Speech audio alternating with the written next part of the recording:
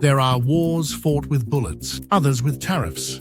But the most dangerous wars of the 21st century may be fought with silence, measured not in bombs or speeches, but in withheld shipments, export licenses that never arrive, and magnets that never make it to assembly lines.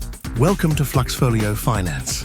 Today we enter a battlefield without gunfire, a theater of power, fought not in open confrontation, but in rare earths and restraint.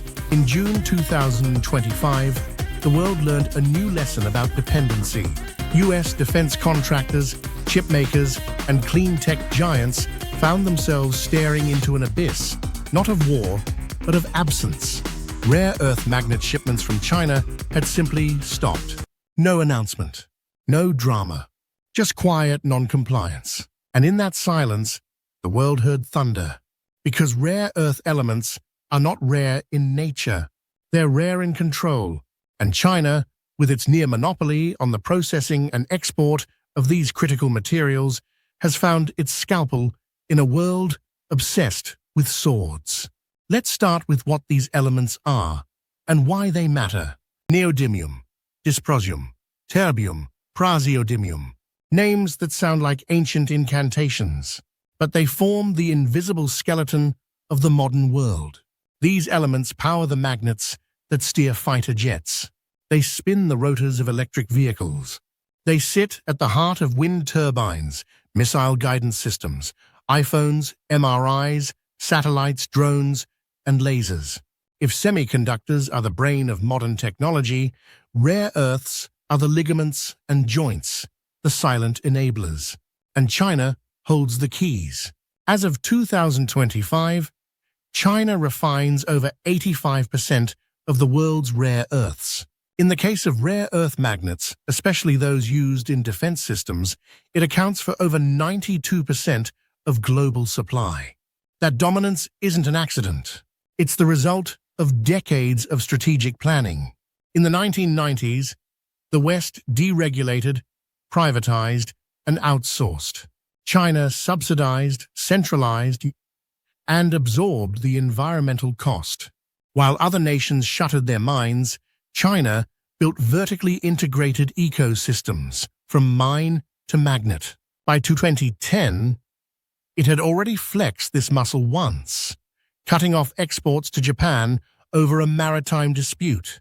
The shock sent prices soaring and forced Japanese companies to redesign entire supply chains.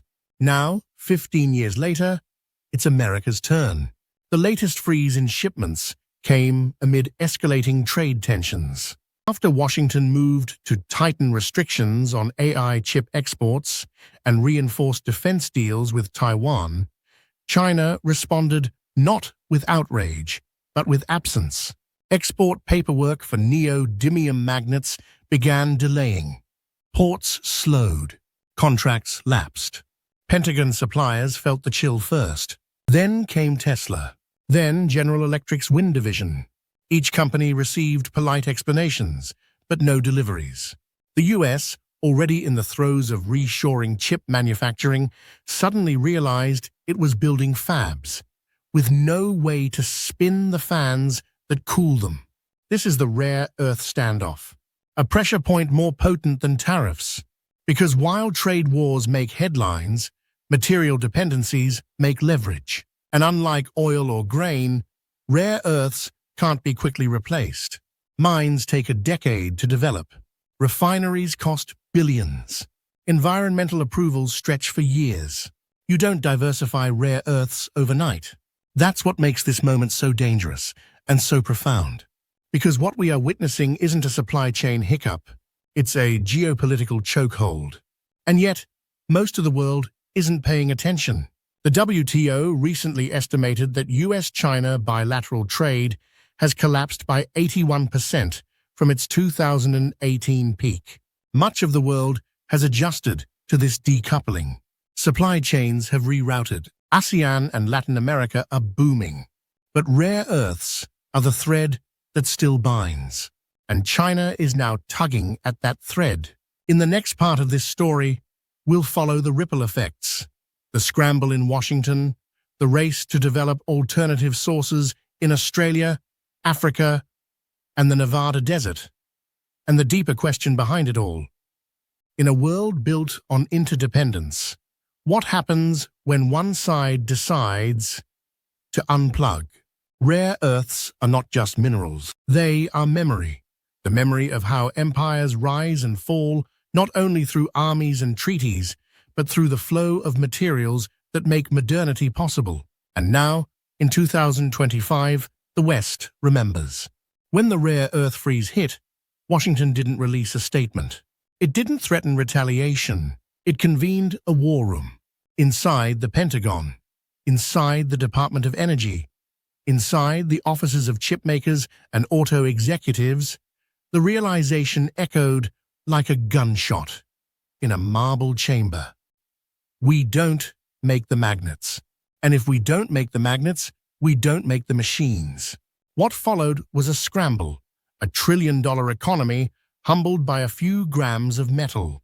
The Department of Defense accelerated contracts with MP Materials in California and Lynas Rare Earths in Australia.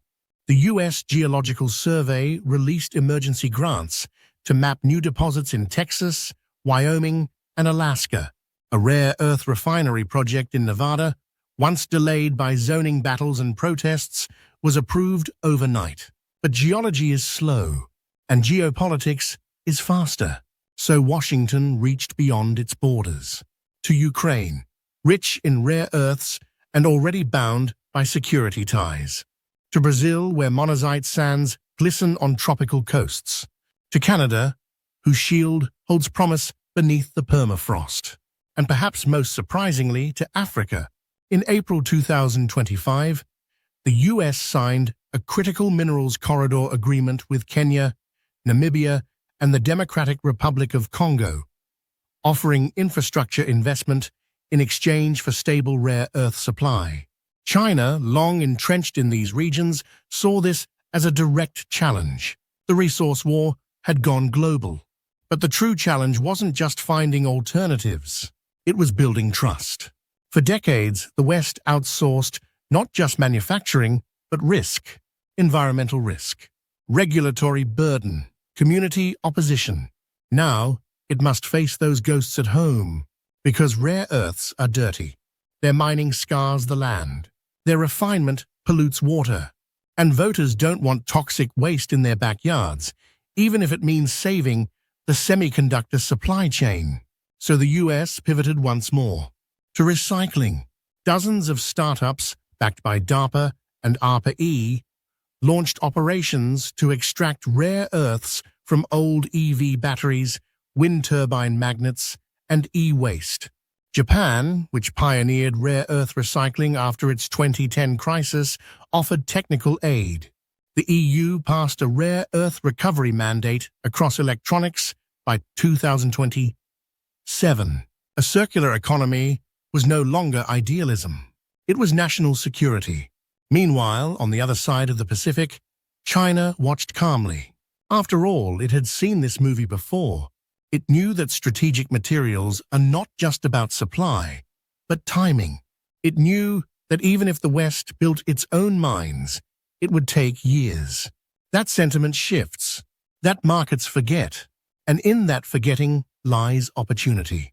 Because as prices rose, China's exports to non-Western nations increased. India, Indonesia, and Turkey signed long-term contracts. The Gulf states, flush with petrodollars, offered to fund Chinese refining in exchange for magnet access. The world wasn't uniting against China. It was fragmenting. And this, more than any magnet or tariff, was the real power move. Still, the impact on Western industries was immediate. EV makers delayed launches. AI server manufacturers saw chip shipments stall, not because of silicon, but because the cooling fans lacked rare earth magnets. The Pentagon paused orders for certain weapon systems while seeking alternative components. Silence, as it turns out, is a powerful disruptor. Yet within that silence, a new doctrine emerged. A doctrine not of global trade, but of sovereign control. nations began writing material independence into policy. Mineral security councils were formed. Strategic stockpiles of rare earths were built, not just in the US, but in France, Japan, and South Korea. And something even more profound began to take shape. The world stopped assuming interdependence. For decades, globalization was built on the assumption that no one would pull the plug. That mutual benefit guaranteed mutual access. But in 2025, China pulled the plug, and the world blinked. Now, decoupling is no longer theoretical. It is engineered. Supply chains are not merely being diversified. They are being politically aligned. And rare earths, those obscure elements once relegated to the back pages of science textbooks, have become the front line. So where does this leave us? With a bifurcated future, one in which China remains the rare earth engine for the global south, for BRICS Plus, for nations who reject Western hegemony, and another where the West retools its economy to defend against its own forgotten dependencies. But this isn't just about minerals. It's about memory.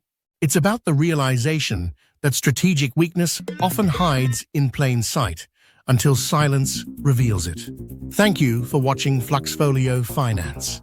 If this gave you a new lens on the invisible forces shaping the global economy, like, subscribe, and drop your thoughts below. Are rare earths the new oil? Or are they the fuse to a deeper confrontation? Until next time, stay sharp, stay sovereign, stay informed.